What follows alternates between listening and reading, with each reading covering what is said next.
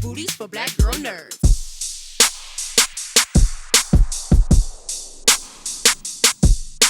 How are you guys doing today? Good. Good to see you. Thank you guys so much for taking time to speak with us. This was a fun one. This was very, very fun. So Nadia, I want to start with you because this threw me for a loop, and I'm one of those people that likes to try to piece together things before they happen, and I could not put my finger on it, so I had no idea which way it was going to go. I can imagine that as you were crafting this, there had to be a variety of ways that you wanted to end it. Did you debate or tinker with different ways? Because there's so many opportunities there. Do you know I didn't? Do you know what I mean? Like, I had this. It was actually one of the first scenes that I wrote because it does deviate from the novel. It's a completely original kind of ending gesture, but I knew exactly how it ended. You know, I knew. I won't say too much about it because I don't want to spoil it. There is one detail in the ending that we argued about right up until we shot it, and then we know what the answer is, and it's yeah. I want to know. I do want to know. But no, it's to do with the prop. Do you know what I mean? Like, there was a prop. We were like, this one, or this one, or this one, and then when we hit on it, we were like, yeah. It's the whiskey. Yes, but no. I was actually very clear on it because it sort of, hopefully like ties together kind of all the metaphorical threads of the story. But, I wanted to leave people with a little bit of a kind of, huh? There was one thing in the end, I was like, that is savage. And I couldn't remember if it was in the book or not, but I was like, that is savage. Yeah, we were like, what? And Corey, I want to ask, you're working with such a legend, of course, right? Like, that's awesome. And you have most of your scenes opposite him. But to have him... yeah. Okay, well, yeah, with Willem. Yeah. No, of course, for sure. Got you. With Okay. Willem. Got you. So to work opposite him is fantastic, but to have him in the state that he's in, where he's just there, and like, come on. What was that like? Like, how was that different for you? Well, Willem is, it's not different in the sense that, like, when you make a pact, like, with somebody like Willem, and I think we all sort of agreed, we're doing this. We know what the script requires. We know what Nadia is asking of us. And so, get your ego out the way and get in there and get to work. And that's what we did, And Willem, there's just no pretense to it. He comes in, he knows his stuff, and he has a point of view about everything, and then he sort of gets out the way. And then once that camera, between action and cut, it's that thing you can't explain. It's that thing that you can't, we could talk about it all day long, but it's that magic between action and cut that we all get to kind of sit in. And Willem just sort of beautifully came in and led the charge. But again, that was sort of, he only existed for me in that space in the basement. Right. He doesn't really exist upstairs for Charles. Right. And so Charles is a different person when he's with Anniston Bennet down there than he is when he's with Narciss and his friends and sort of drifting through the world. So I thought that was really cool as well. Yeah, no, for sure. Thanks for that, because I was kind of curious. He's just in one space. I don't know if it makes it any different that he doesn't exist up there, but thanks for elaborating on that. Yeah. And I have to ask, whenever he came to you about the artifacts, and like I don't remember. Yeah, he did mention why he was trying to sell them. In real life, because I was like, it's a no-brainer. Like, we're getting rid of these things. I respect my history, but I need to pay for this house. I need like, no shade, but I'm like, I'm sorry, family, but this got to go. I need to have a roof over my head. In real life, is that something that you feel that would have been a dilemma for you, or would you tinker with that, or you like, eBay, these got to go, like, I need to... I feel you, like, I feel you. Because I grew up, like, broke, too, so the ascertaining of money is security, and you want to have that. But I watched the film for the first time last night with everyone else, and I was like, wait a second, he had all these other quilts and other items in the house, and, Narciss, I guess, estimated that it'd be like 40 to 80K. Mm-hmm. That's a lot of money, but you have these masks that are really, really something, and you can't give everything away. Like, hold on to something. Like, look at your life. You've given everything away already, and look how you are. So hold on to this. But also, it's all sort of a metaphor for the land. Do you know what I mean? Like, it's like actually, because, when we were in Sag Harbor and we would talk to a lot of people, they were saying one of the greatest problems is encouraging their children and their grandchildren to keep hold of those homes, because obviously they have incredible sentimental and family value, but the land is so incredibly valuable now. You know, you could sell it and they could flip a McMansion for millions of dollars.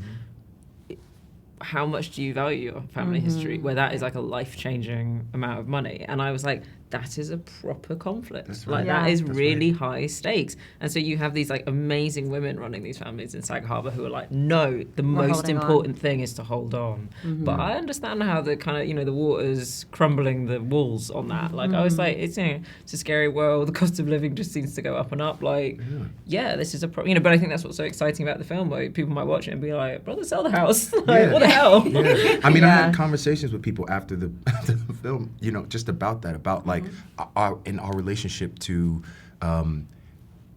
money, Right. our relationship to wealth and how that's passed down and inherited, and how that's different in Black communities.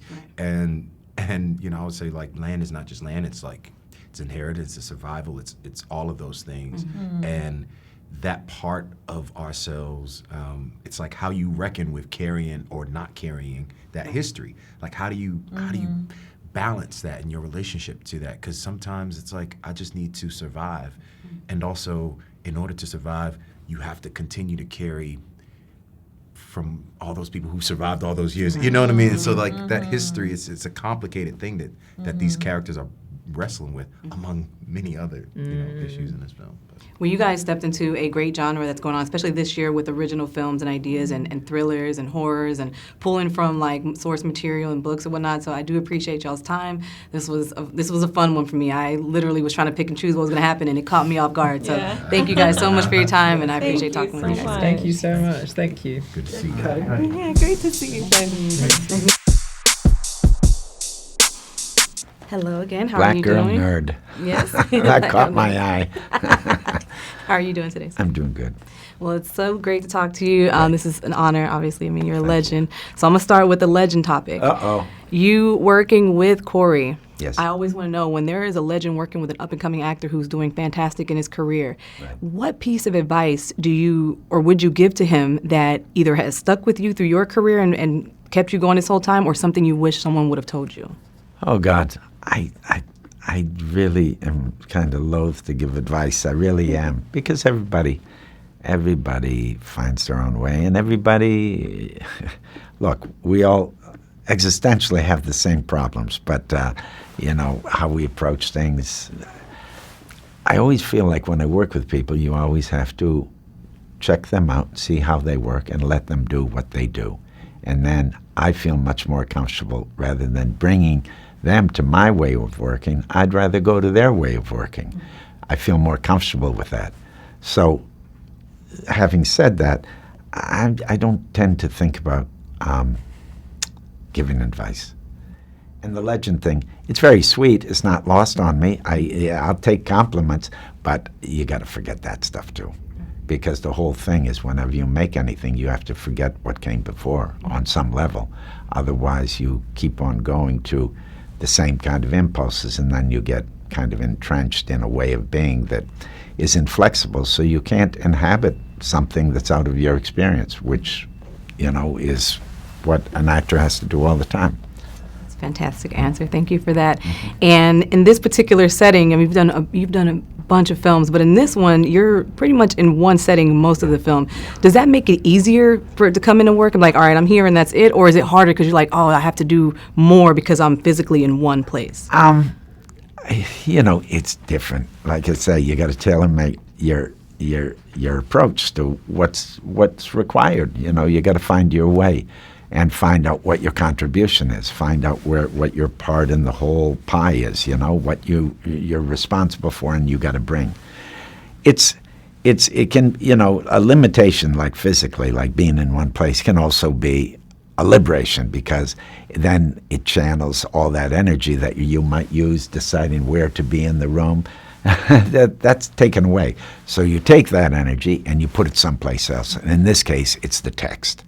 And it's all about contact, and it's all about using the language to accomplish the things that you need. So if acting is all about doing actions, you use that text to feel out the other person, to almost touch them.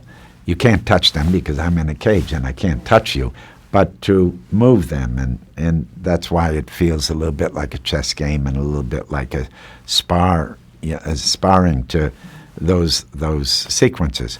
But it's supported by the writing because you've got kind of a, for lack of a better word, let's call it a polemic, where you're arguing basically about,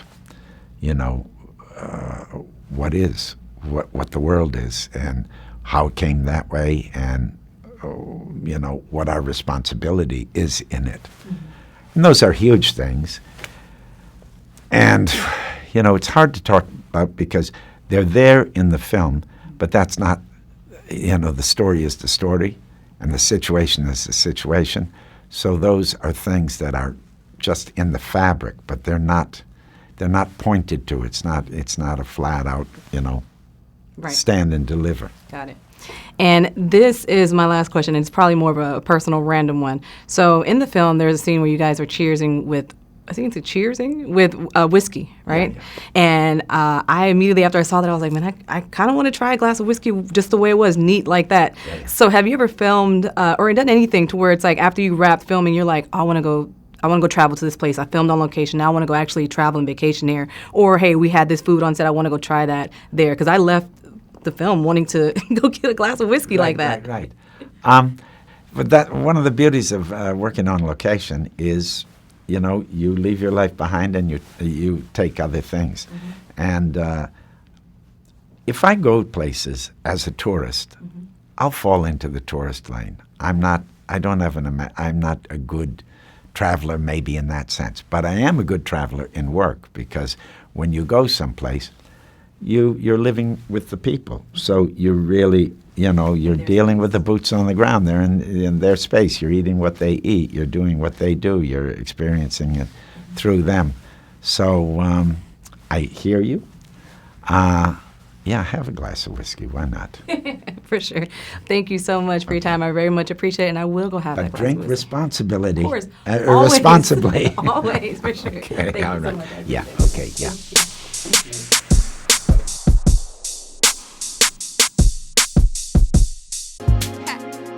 Better shake your booties for black girl nerves. Better shake your booties for black girl nerves.